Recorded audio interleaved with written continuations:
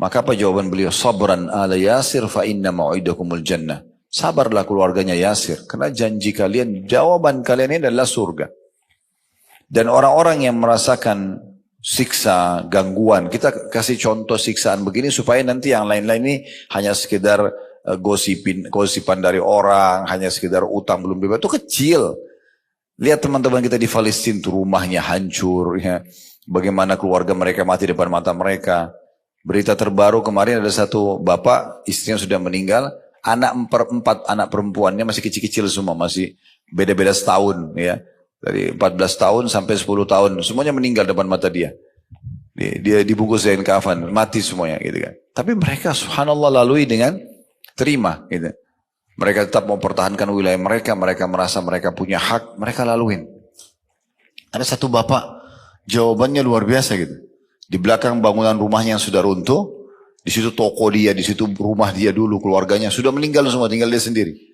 Ditanya oleh seseorang diwawancarai, kenapa? Bagaimana caranya anda lalui ini? Dia bilang ini takdirnya Allah. Allah sedang mendatangkan ujian ini kepada kita. Gitu. Lalu bagaimana dengan keluarga yang sudah meninggal? Mereka sudah mendahului saya ke surga. Saya juga akan menyusul. Bagaimana dengan harta kalian? Harta anda yang sudah hancur semua ini. Rumah hancur, toko-toko hancur. Dan di Gaza sudah nggak bisa mau hidup apa. Gaza itu sekarang sudah divonis kota nggak layak huni udah. Nggak ada apa-apa, hancur semuanya. Gitu kan. Tapi dia mengatakan, bukankah Allah sudah menjanjikan rezeki buat hambanya? Tidak mungkin orang meninggal sampai semua rezekinya diberikan. Maka saya tahu rezeki saya akan datang. Tidak mungkin luput, gitu kan? Dan saya akan terus melalui kehidupan ini sampai ajal datang. Jadi orang yang sudah faham itu beda. Orang yang sudah faham, dia beda, dia bisa melaluinya. Karena sekali lagi kalau ujian sedang datang, kita nggak punya opsi lain.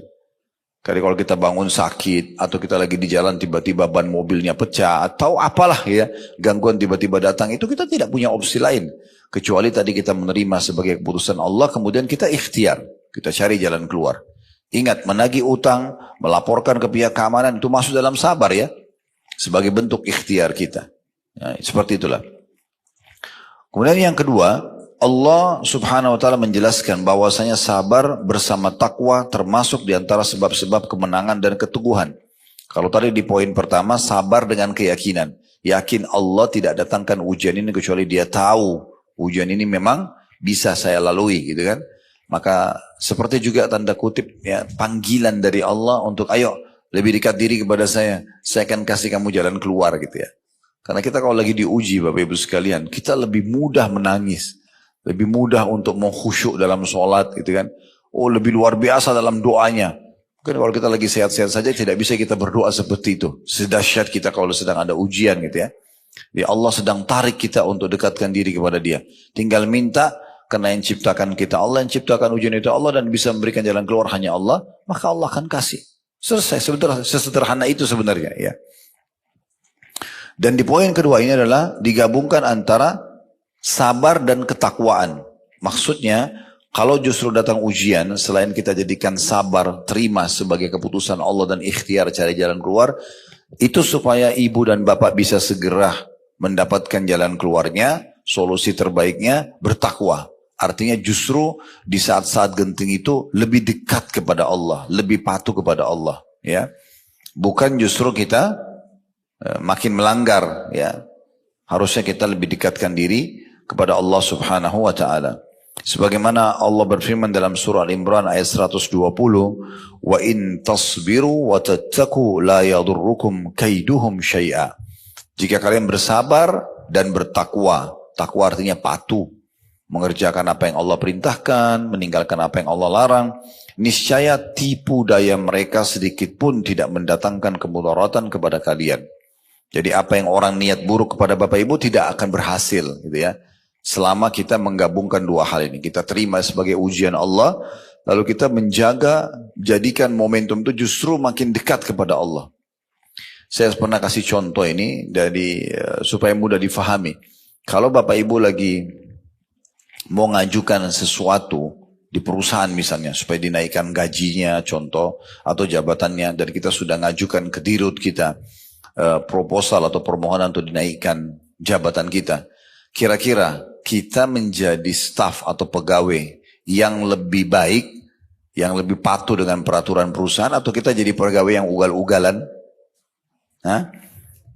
Kan pasti kita kalau mau supaya proposal kita tuh diterima, pasti kita makin tunjukkan prestasi, makin tepat datang, ya, makin bagus pekerjaannya, sehingga di rootnya itu akan menilai, oh orang ini pantas untuk diberikan. Tapi kalau dia telat datang, dia malah ugal-ugalan, mana mau diterima? Nah sebenarnya takwa itu seperti itu supaya mudah memahaminya. Jadi makin ada ujian, makin dekat kepada Allah. Makin sholat malam, makin sholat duha, makin berdoa, makin sedekah. Ya, ada salah satu jemaah kami di salah satu wilayah di Indonesia ini. Masya Allah setelah dia dengarkan ceramah tentang bab keutamaan sedekah. Kebetulan kami pernah sampaikan lengkap bedah buku ya. Tentang keajaiban sedekah. Itu luar biasa. Salah satunya dia akan mendatangkan solusi dari permasalahan yang. Jadi kalau Bapak Ibu mau ringkas supaya cepat menemukan jalan keluar, sedekah salah satunya. Karena kata Nabi SAW, obati penyakit kalian atau orang-orang sakit kalian dengan sedekah. Dalam riwayat lain, penuhi dan percepat hajat kalian dengan sedekah. Jadi makin banyak dikeluarkan, maka makin cepat permasalahan selesai. Dia bilang, Ustaz, saya praktekin. Hampir setiap ada masalah, saya tidak bisa menemukan jalan tercepat seperti sedekah. Saya bahkan seperti orang ketagihan. Ada masalah saya makin bersedekah. Belum selesai saya sedekah lebih besar lagi. Dan jumlahnya tidak dibayangkan gitu ya. Sesuatu yang sangat besar. Dia keluarkan dan selesai urusannya. Dan Masya Allah, Allah gantikan dari sumber-sumber lain. Ya rezeki-rezeki yang datang. Ini salah satu contoh bentuk ketakwaannya kepada Allah subhanahu wa ta'ala. Di sini kata beliau, perhatikanlah apa yang terjadi pada Nabi Yusuf alaihissalam berupa kemuliaan dan kekuasaan mapan di muka bumi. Sedangkan peristiwa yang terjadi padanya di istana Al-Aziz atau penguasa Mesir pada saat itu, semuanya dengan sebab kesabaran dan ketakwaan beliau kepada Allah subhanahu wa ta'ala. Sebagaimana Allah gambarkan dalam surah Yusuf ayat 90, innahu may yattaqi wa yasbir fa innallaha la yudhi'u ajral muhsinin. Sesungguhnya barang siapa yang bertakwa dan bersabar, maka sesungguhnya Allah tidak menyia-nyiakan pahala orang-orang yang berbuat baik. Surah Yusuf surah yang paling masyhur dalam Al-Quran karena Allah mengatakan di dalamnya ada kisah yang terbaik.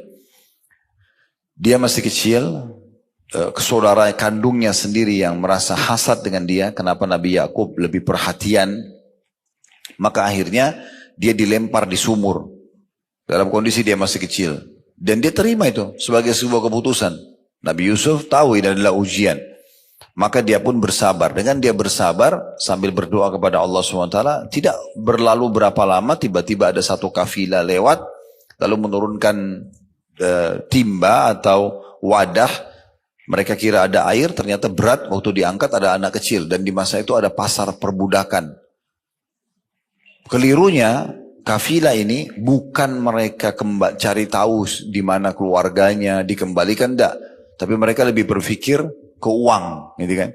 Maka mereka segera ambil dibawa ke pasar perbudakan di Mesir. Waktu itu mereka adanya di wilayah Palestina, ya. Lumayan jaraknya pada saat itu lumayan jauh. Kalau sekarang sih dekat karena Palestina sama Mesir berbatasan saja. Maka mereka pun segera bawa ke Mesir, dijual di pasar budak, buru-buru supaya laku sebelum datang keluarganya anak ini yang cari tahu. Mereka tidak tahu sebenarnya Allah punya satu ya strategi di situ untuk menyelamatkan Nabi Yusuf. Karena kalaupun dikembalikan kepada Nabi Yakub di masa itu, tetap saudaranya hasad sama dia. Maka Allah selamatkan, dibawa ke pasar di Mesir karena anaknya tampan, kelihatan anak yang terjaga, terawat anak ini. Di pasar budak biasanya budak itu tidak terawat segala macam. Maka ada satu orang yang terhormat di Mesir membeli dia. Dibeli kemudian dipajak tinggal di dalam istana Raja Mesir. Ini luar biasa gitu. Allah selamatkan. Dan kebetulan waktu itu dia sama istrinya gak punya anak. Maka dia bilang sama istrinya, pelihara baik-baik anak ini. Ya mungkin bisa membantu kita atau bisa menjadi anak kita. Karena kita belum punya anak. Maka dirawatlah oleh sang ratu tersebut gitu kan. Dan dia pindah dari rumah yang biasa. Ya, dengan kesabaran dia ke istana raja. Tumbuh besar dalam kondisi aman. Karena jauh dari saudara-saudaranya. Sampai dia remaja, dia dewasa. Terjadilah tentu kisah yang sangat masyhur ya. Karena ibu majikannya sendiri suka sama dia. Kemudian dia bersabar gitu kan. Bagaimana dia dikejar-kejar oleh sang perempuan ini, masuk dalam kamarnya, ditutup pintunya, lalu ditawarkan untuk berzina. Dia berusaha lari, menghindari wanita ini sampai wanita itu menarik baju dari belakang, sehingga sobek baju tersebut. Begitu tiba di pintu dan dibuka, ternyata suaminya datang. Lalu dia dengan gampangnya mengatakan, apa balasannya bagi orang yang mau mengganggu istrimu? Lalu si raja ini bingung, mau pecahkan bagaimana permasalahannya. Lalu Nabi Yusuf mengatakan, bukan saya, dia yang menawarkan dirinya. Saya tidak pernah mengganggu seperti ini. Nah, untung si raja ini bijak. Dia pun memanggil orang yang bijaksana di istana itu, suruh bagaimana menghakimi keadaan ini. Maka dikatakan, kalau dilihat saja bajunya Yusuf. Kalau baju Yusuf sobek dari depan, berarti betul dia mau mengganggu. Perempuan itu mau menyelamatkan diri. Tapi kalau bajunya sobek dari belakang, berarti betul dia yang dikejar. Tapi dia lari, ternyata ditemukan memang baju Yusuf sobek dari belakang. Maka sang raja mengatakan, sesungguhnya ini tipu daya kalian. Beristighfarlah, wahai para wanita, istighfarlah kepada Allah. Gitu kan? Kemudian, Nabi Yusuf pun ya disuruh pergi, tetap dengan kondisi dan di kamar dia, di istana itu. Tapi karena ya istri raja ini tetap menginginkan dia, dan tersebar berita di saat itu, di satu Mesir, kalau ternyata dia disukai oleh si ratu ini, menyukai anak angkatnya sendiri. Baru mereka mulai bicara lah para perempuan ini. Sepertinya ada masalah ini secara kejiwaan nih. Kenapa bisa ratu suka dengan anaknya sendiri? Karena waktu itu belum ada foto, belum ada kamera. Orang tidak tahu Nabi Yusuf ini seperti apa. Karena si ratu ini ingin menunjukkan kalau ini bukan salah saya loh. Yusuf ini terlalu tampan gitu. Maka bisa menggoda. Akhirnya dia undang semuanya, istri-istri pejabat pada saat itu di istananya, kemudian disiapin buah sama pisau. Lalu setelah mereka duduk semuanya menunggu hidangan, Yusuf disuruh keluar. Lewat aja depan ibu-ibu tersebut, mereka karena tampannya sampai potong tangannya sendiri.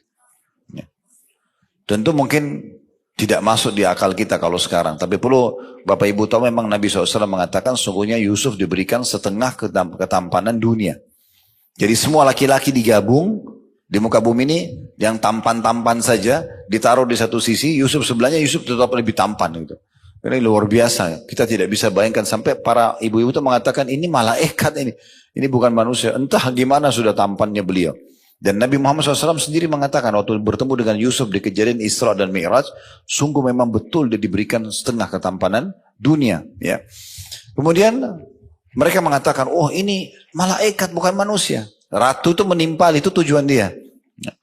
Inilah yang membuat saya tergoda. Kalian ngomong seenaknya aja, belum lihat orangnya gitu. Terus kemudian dia bilang lagi di saat itu di depan orang-orang, kalau dia tidak mau kerjakan apa yang saya perintahkan, maksudnya berzina, saya akan penjara dia. Ya, Yusuf mengatakan, penjara lebih saya sukai. Maka dipenjara akhirnya Nabi Yusuf AS. Intinya gitu, dipenjara, sekian tahun dipenjara. Dengan hikmah Allah SWT dia sabar. Ujian lagi datang. Ujian yang pertama tadi dilempar oleh saudaranya di sumur. Ya, kemudian dia lalui. Allah pindahkan ke istana. Di istana diuji lagi sama Allah SWT. Ratunya suka sama dia. Ini ujian keimanan. Dia tetap bersabar. Gak mau terjerumus dalam dosa. Sampai dalam sebuah riwayat dikatakan waktu istri raja itu mengejar Nabi Yusuf. Di ujung kamarnya dia ada patung yang mereka kultus di saat itu. Lalu si ratu ini ambil patung, ditutup patung itu sama kain. Kata Nabi Yusuf, subhanallah, engkau malu sama patung ini, tidak malu sama Allah gitu ya. Digituin sama dia. Yang jelas pada saat itu ujian datang. Allah tetap dia bersabar, tetap dia beribadah di penjaranya. Akhirnya Allah SWT muliakan. Rajanya mimpi melihat, ya mimpi ada sapi sehat, memakan sapi yang kurus ya. Dan beberapa macam jenis mimpinya pada saat itu. Lalu ditanya pada para pemusyawarah penasihat, tidak ada yang bisa. Lalu mereka isyaratkan kepada Yusuf, karena sebelumnya ada 2 orang yang datang ke penjara menanyakan tentang takwil mimpi. Nabi Yusuf terkenal sebagai orang soleh di penjara dan bisa menakwilkan mimpi. Maka ada 2 orang yang datang menceritakan mimpinya dan berhasil seperti apa Nabi Yusuf takwilkan. Maka waktu terjadi raja mimpi, diingatkanlah ya, kalau ada seseorang yang di penjara, Yusuf itu pintar bisa menakwilkan mimpi. Raja bilang, coba tanyakan tentang mimpi saya. Ditakwilkanlah mimpinya. Setelah itu raja mengatakan, datangkan kepada saya. Saya ingin dia menjadi penasehat saya khusus gitu. Nah, ini juga anak angkatnya gitu. Maka dikatakan pada saat itu, coba tanya dulu, sebelum saya mau diangkat, dikasih jabatan apapun, bagaimana keadaan para wanita yang memotong tangan-tangan mereka itu. Karena isunya Nabi Yusuf yang mau mengganggu mereka. Maka semuanya perempuan itu memberikan kesaksian, kami tidak pernah mengetahui hal-hal yang buruk. Yusuf cuma lewat, dia tidak potong tangan kami, dia tidak apa. Kami yang salah sendiri. Nah di saat itu ratu baru mengatakan, sekarang kebenaran harus disampaikan. Kalau memang saya dulu yang tawarkan diri saya dan dia termasuk orang jujur. Dia tidak mau memang melakukan. Maka setelah itu, karena dia bersabar, tetap bertakwa. Itu kan takwa ya. Dia tetap jaga kontrol dirinya walaupun dia dimasuk penjara. Walaupun ada karena kalau di secara akal-akal saya, kalau dia iyakan si ratu kemarin, hidupnya enak. Udah dia bisa biologis, walaupun haram zina, kemudian juga dia bisa dapat tinggal di istana, pasti perempuan ratu itu akan bela dia. Tapi dia tinggalkan karena itu haram. Itu namanya bertakwa. Mengerjakan perintah, meninggalkan larangan. Maka akhirnya Allah muliakan dia. Lalu raja memanggilnya dan dikatakan dia diberikan jabatan. Itu Nabi Yusuf menjadi orang yang punya jabatan tinggi di kerajaan tersebut. Sampai akhirnya beliau wafat di istana itu tentunya. Nah ini contoh saja bagaimana penyatuan antara ketakwaan dengan kesabarannya. Yang ketiga, bahwasanya Allah Subhanahu wa taala telah mengabarkan tentang dilipat gandakannya pahala-pahala orang yang bersabar dan bahwasanya mereka akan diberi balasan dengan pahala yang lebih baik daripada amal-amal mereka. Sebagaimana Allah sebutkan dalam surah An-Nahl ayat 96, وَلَنَجْزِيَنَّ الَّذِينَ صَبَرُوا أَجْرَهُمْ بِأَحْسَنِ مَا كَانُوا يَعْمَلُونَ. Dan kami benar-benar akan memberi balasan kepada orang-orang yang bersabar dengan pahala yang lebih baik daripada apa yang telah mereka kerjakan. Maksudnya di sini bisa mendapatkan dua hal. Pahala melimpah dari sabarnya dan juga amal apapun yang dia kerjakan karena dalam ujian maka akan dilipat gandakan pahalanya. Akan dilipat gandakan pahalanya ya. Jadi beda pahala orang yang beribadah di saat sedang ada ujian sehingga dia melaluinya dengan sabar dengan orang yang sedang tidak diuji ya. Intinya makin berat sebuah ujian dan kita tetap beribadah maka makin besar pahalanya. Makanya kata Nabi SAW, inna idhamal ajri ma'idhamil bala. Sesungguhnya besarnya kadar pahala sesuai dengan besarnya kadar ujian itu datang. Tidak mungkin sama orang yang sholat subuh di Indonesia, misalnya rumahnya dekat masjid ini, jalan kaki, dengan orang yang di Rusia sekarang misalnya musim dingin, dinginnya -5, -10, tapi dia tetap ke masjid. Saya teman-teman kita muslim, Masya Allah di Rusia itu lagi salju, penuh semuanya. Mereka tetap sujud di salju itu. Ya. Mereka tetap sholat subuh dingin sekali. Itu beda pahalanya, karena ujiannya lebih berat gitu ya. Jadi kalau ibu dan bapak mengerjakan sebuah perintah agama, dan melalui satu proses yang berat, kita ngantuk banget, tapi ingin sholat malam. Lalu kita tetap berusaha sholat. Ya, dengan orang yang memang tidak bisa tidur, kemudian dia sholat malam, itu beda pahalanya. Ya, sudah beda. Begitu juga dengan ujian, sama. Orang yang ringan, beda pahalanya dengan orang yang sedang, ujiannya orang yang berat. Itu beda semua. Akan ada sesuai dengan kadar ujian itu datang. Kemudian yang keempat, Allah Subhanahu wa taala menjadikan sabar termasuk urusan yang wajib ditekadkan. Yang seharusnya bagi setiap muslim laki-laki maupun perempuan bersandar kepadanya dan berusaha untuknya. Kita selalu menggunakan sabar sebagai perangkat kita. Sebagaimana dalam surah Asy-Syura ayat 43 Allah SWT berfirman, "Walaman sabara wa ghafara inna dzalika lamin azmil umur." Tapi barang siapa yang bersabar dan memaafkan, sungguhnya yang demikian itu termasuk urusan yang wajib dibulatkan tekadnya untuk dilakukan. Jadi kalau misalnya ibu punya dua opsi ya bagi orang yang berbuat zalim kepada kita. Opsi yang pertama, pernah saya jelaskan itu, ibu murni dan bapak sekalian dendam. Ada orang gosipin kita, ada orang fitnah kita, ada orang ambil hak kita. Udah kita dendam. Ya Allah butain matanya. Misal. Pincangin kakinya. Apalah. Matikan dia. Contoh. Karena dia terasa terdolimi banget. Hartanya diambil misalnya. Atau dia disakiti, dirusak nama baiknya. Bisa. Dia terdolimi.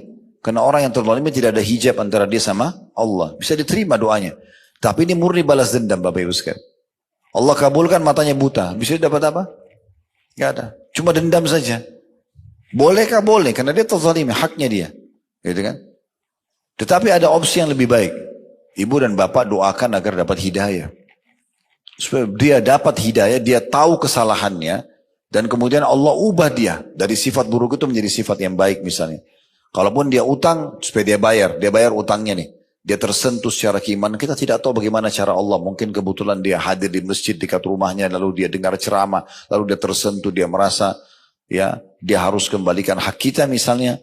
Dan setelah itu dia dapat petunjuk, dia bisa menjadi orang yang soleh atau soleha, maka kita panen pahalanya. Itu juga lebih baik dibandingkan kita hanya sekedar dendam saja. Nah, seperti itu yang dimaksud di sini. Barang siapa yang bersabar dan memaafkan, maka sungguhnya itulah yang harus menjadi sebuah tekad yang dipertahankan atau dilakukan, kata Allah SWT. Yang kelima, Allah SWT menggantungkan keberuntungan pada sabar. Tidak ada orang sabar yang rugi, tidak ada. Jadi jangan pikir, saya kalau sabar saya rugi. Enggak rugi. Justru untung. Ya, kalau orang sabar itu untung. Sekarang ada orang caci maki Bapak Ibu sekarang. Caci maki. Bapak Ibu enggak layani. Sebenarnya kita beruntung itu. Kita jadi enggak emosi.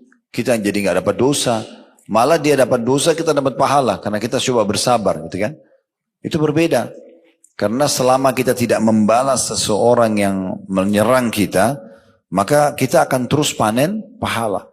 Baik dari dia, dari pahala-pahala dia akan diberikan kepada kita, atau memang Allah SWT akan berikan kita catatan pahala tambahan di buku amal kita. Allah SWT memastikan bahwasanya keberuntungan, kemenangan pasti didapatkan dengan kesabaran. Dalam surah Al-Imran ayat 200, Ya ayyuhalladzina amanu sabiru wasabiru warabitu wattaqullaha la'allakum tuflihun. Ini ayat terakhir dalam surah Al-Imran, karena Al-Imran surah nomor 3 itu 200 ayat. Nah, ini ayat ke-200-nya. Wahai orang-orang yang beriman, bersabarlah kalian. Terus Allah bilang lagi apa? Dan kuatkan kesabaran kalian. Jangan cuma sabar sekali. Jangan cuma sabar sehari. Atau sabar di awal saja, pertengahan lalu kendor. Tidak, kuatkan sabar itu sampai selesai permasalahannya. Dan tetaplah bersiap siaga di perbatasan negeri kalian dan bertakwalah kepada Allah supaya kalian beruntung. Mana beruntung diberikan kemenangan, ya. Yang keenam, Allah SWT memuji hamba-hambanya karena bersabar, sebagaimana dia memuji Nabi Ayyub alaihissalam. Artinya dipuji di sini Allah menjadikan atau memberikan balasan maksimal kepada dia, solusi maksimal bagi dia, gitu kan? Sebagaimana Allah ceritakan Nabi Ayyub. Kalau Bapak Ibu pernah dengar ada istilah kita di Indonesia itu sabar Ayyub, ya. Karena Nabi Ayyub ini sangat penyabar. Jadi kalau mau sabar, sabarlah seperti Nabi Ayyub, karena sabarnya luar biasa gitu ya. Allah menyebutkan dalam surah Shad ayat 44, Inna wajadnahu sabira ni'mal abd innahu awwab. Sesungguhnya kami dapati dia Ayyub seorang yang sabar, dia adalah sebaik-baik hamba, sesungguhnya dia amat taat kepada Tuhannya. Ini yang saya ketahui ya, sebatas ilmu saya. Nabi Ayyub alaihissalam itu dia menikah, awal pernikahan dia 20 tahun pertama.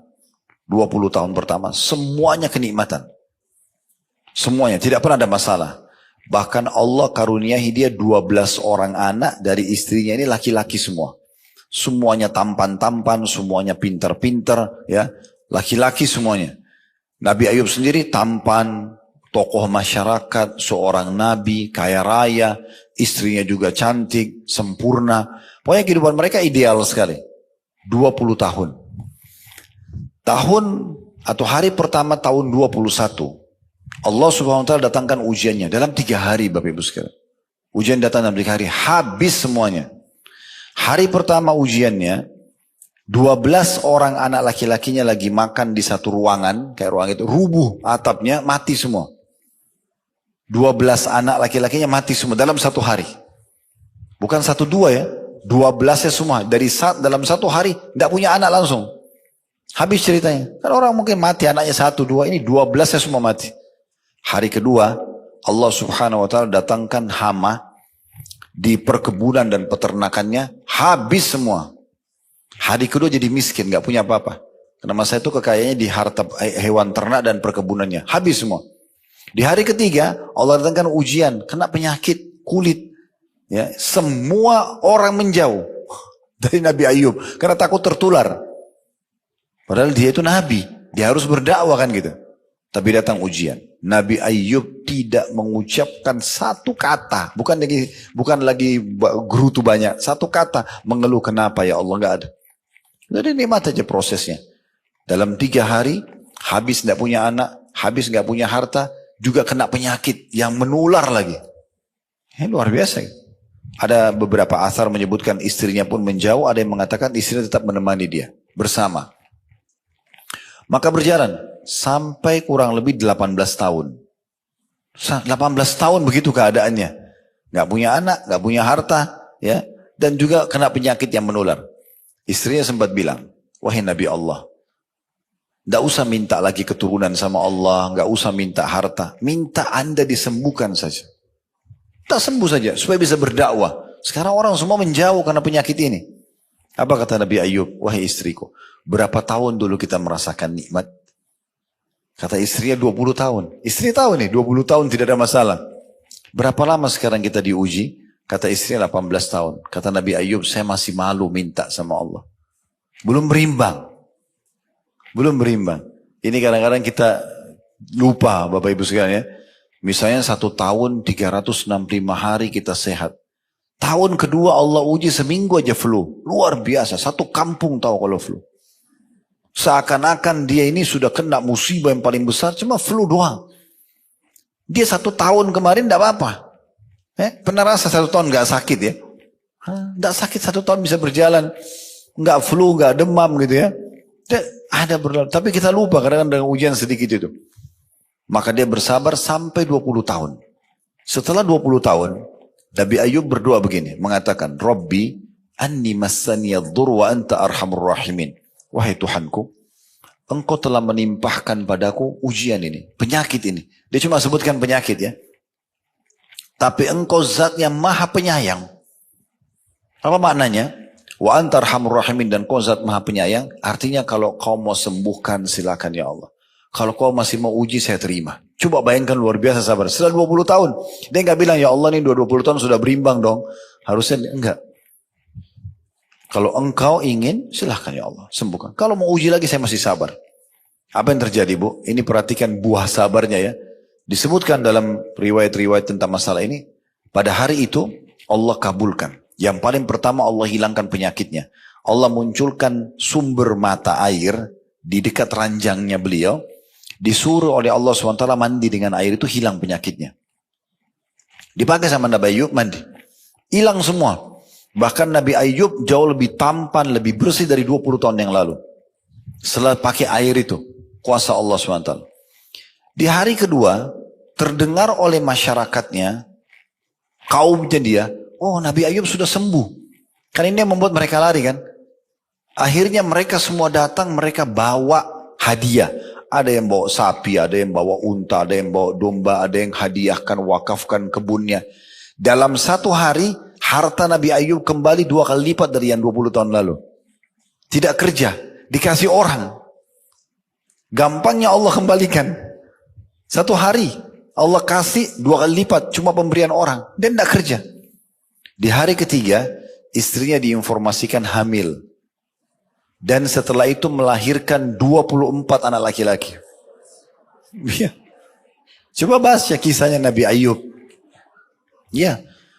Allah berikan kekuatan, Allah berikan kesuburan, melahirkan 24 anak. Ya, karena Allah mengatakan kami balas Ayub itu dengan kami lipat gandakan hartanya, kesehatannya, keturunannya. Didobelkan semua sama Allah. Jadi akhir daripada kesabaran itu ada sesuatu yang manis di situ. Cuma kita sabar gak sih gitu? Kita sabar gak melaluinya? Nah seperti itulah. Orang kan kalau mau ujian, kita dulu waktu masih SD, SMP, SMA mau naik kelas, kan harus ujian belajar ya. Tapi buahnya apa? Kalau kita belajar ranking 1 misalnya, oh itu luar biasa bahagianya. Orang tua juga bangganya karena ditulis angkanya dengan pulpen warna hitam gitu ya. Kalau di tahun 90-an dulu, 80-an begitu dulu ya. Kalau sekarang saya tidak tahu sudah seperti apa, tapi gitu. Dibandingkan ditulis angka merah, malu ngeliatin raportnya sama orang tuanya gitu ya. Jadi memang ujung ujian itu ada sesuatu yang menunggu kita. Tinggal kita mau melalui proses. Enaknya itu sebagai seorang muslim Bapak Ibu sekalian, kita sudah dapat bocorannya. Bocoran sudah ada ini. Dari awal siapa yang manusia diciptakan, lalu prosesi nabi-nabi datang, kitab-kitab turun, kaum yang beriman selamat, kaum yang kafir begini. Selama kita hidup, panduan hidup kita apa? Mana makanan, mana minuman, mana pergaulan, mana pendapatan yang boleh, tidak boleh. Dan akhir semua ini, nanti kau akan mati ya. Mati itu masuk ke alam barzah, kuburan. Kuburan itu taman dari taman surga kalau beriman, atau lubang dari lubang neraka kalau orang kafir. Kemudian akan ada kebangkitan, ditimbang amal hari kiamat. Yang lolos masuk surga. Surga itu begini loh, dirincikan tanahnya, pintu gerbangnya, pohon-pohonnya, bidadari dan bidadaranya, istanahnya, pakaiannya, buah-buahannya, semua rinci. Ya, dirincikan dengan banyak ayat. Ini kalau Bapak Ibu mau kembali di playlist YouTube kami, ada bedah buku Rasulullah SAW cerita tentang surga dan neraka. 30 bab saya bahas tentang surga. Kemarin waktu kami haji, karena lumayan 20-an hari kurang lebih, saya bedah buku ini sampai habis juga untuk jemaah haji. Dan kita sempat online. Saya ulangi kembali 30 bab tentang surga itu dari pintu gerbangnya, istanahnya, tanahnya, kebun-kebunnya, dipan-dipannya, permadaninya, pakaiannya. Wah, luar biasa udah. Susah sekali digambarkan gitu indahnya gitu ya. Begitu juga dengan neraka. Diceritakan di buku itu sekitar 33 bab. Semua juga sudah kita rincikan. Jadi memang ada balasan yang sangat besar yang Allah Subhanahu wa taala janjikan, tinggal kita ikuti dengan keyakinan ya, bahwasanya memang di ujung setiap ujian itu akan ada sesuatu yang besar. Kemudian 2 poin yang terakhir yang disebutkan ini, poin 7 dan ke poin 8, tentang sabar di dalam Al-Quran ya. Yang ketujuh, Allah Subhanahu wa taala mengabarkan bahwa para malaikatnya akan masuk ke dalam surga, lalu mereka akan mengucapkan salam kepada orang-orang mukmin di dalam surga karena kesabaran mereka. Allah Subhanahu wa taala berfirman, nanti insyaallah, dan saya berharap Allah Subhanahu wa taala betul-betul memberikan kepada kita dan kita penuh keyakinan Allah akan kabulkan doa itu ya. Semoga Allah menyatukan kita di surga firdausnya tanpa hisab, mana disatukan dalam majlis ilmu kita ini tentunya. Allahumma amin. Dan kita akan saksikan firman Allah ini. Nanti kalau kita sudah masuk ke istana kita di surga, Bapak Ibu sekalian, malaikat akan datang dan mengucapkan ini pada kita. Itu semua karena kesabaran kita. Nanti akan kita jelaskan setelah baca ayat ini, sabar dalam 3 hal ya. Allah berfirman dalam surah Ar-Ra'd ayat 23 sampai 24, wal malaikatu yadkhuluna alaihim min kulli bab salamun alaikum bima sabartum fa ni'ma uqbad dar. Yang artinya, dan malaikat-malaikat masuk ke tempat-tempat mereka dari semua pintu, ya maksudnya pintu-pintu surga, sambil mengucapkan selamat atas kalian karena kesabaran kalian. Maka alangkah baiknya tempat kesudahan itu. Maksudnya apa? Surga tempatnya orang-orang yang sabar. Nah, sabar ini dalam 3 hal tadi saya bilang, saya mau sampaikan. Ini pernah kita singgung, tapi saya ingatkan kembali. Yang pertama, Bapak Ibu harus sabar dalam mengerjakan ketaatan. Nah, duduk di majelis ilmu begini butuh sabar. Duduk, dengarin, renungin ya. Terus niatkan mau mengamalkan itu butuh sabar. Sholat butuh sabar, puasa butuh sabar, sedekah dan zakat butuh sabar, haji umrah butuh sabar, bakti sama orang tua butuh sabar, ngurus anak, melayani suami dan ibu-ibu juga butuh sabar, suami memberikan kebutuhan istri butuh sabar. Sabar semua dalam lingkungan kita, sabar dengan cuaca, sabar dengan gangguan orang, sabar.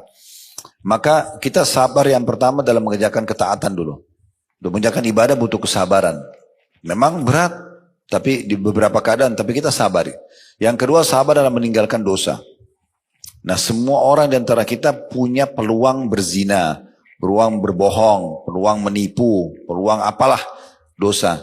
Tapi di saat sedang ditawarin oleh syaitan, tolak, sabar. Jangan iyakan, itu butuh kesabaran. Dan yang ketiga baru sabar terhadap ujian harian kita. Sabar atas ujian harian, ya seperti sakit, gangguan orang, nah itu baru sabar. Nah biasanya yang kita sering dengar di tengah-tengah masyarakat kita, sabar yang ketiga aja nih. Sabar kalau lagi sakit, sabar kalau lagi diganggu orang, gitu-gitu ya. Padahal sebenarnya sabar itu, ini sabar yang ketiga ini hanya akan bisa dilalui dengan mudah kalau kita sudah sabar poin 1 dan poin 2. Sabar di atas ketaatan kepada Allah, sabar meninggalkan dosa, baru kemudian sabar ujian harian itu akan mudah kita lalui. Yang terakhir yang ke-8 di sini diangkat dari Al-Quran, Allah menjadikan sabar sebagai penolong dan memerintahkan untuk mencari pertolongan dengannya dalam setiap kesulitan yang menimpa seorang hamba. Sebagaimana Allah berfirman dalam surah Al-Baqarah ayat 45, "Wasta'inu bis-sabri was-shalah." Dan mintalah pertolongan kepada Allah dengan sabar dan salat. Jadi setiap kali ada masalah apapun, maka dahulukan ya salat dan sabar. Udah clear. Kalau dua itu Bapak Ibu bisa jaga, maka insya Allah akan aman semuanya. Makanya dikatakan Nabi SAW, Bapak Ibu sekalian itu kalau sedang menghadapi masalah apapun, maka beliau yang pertama dilakukan adalah sholat. Ya, wudu, sholat. Minta petunjuk kepada Allah subhanahu wa ta'ala. Minta petunjuk kepada Allah subhanahu wa ta'ala.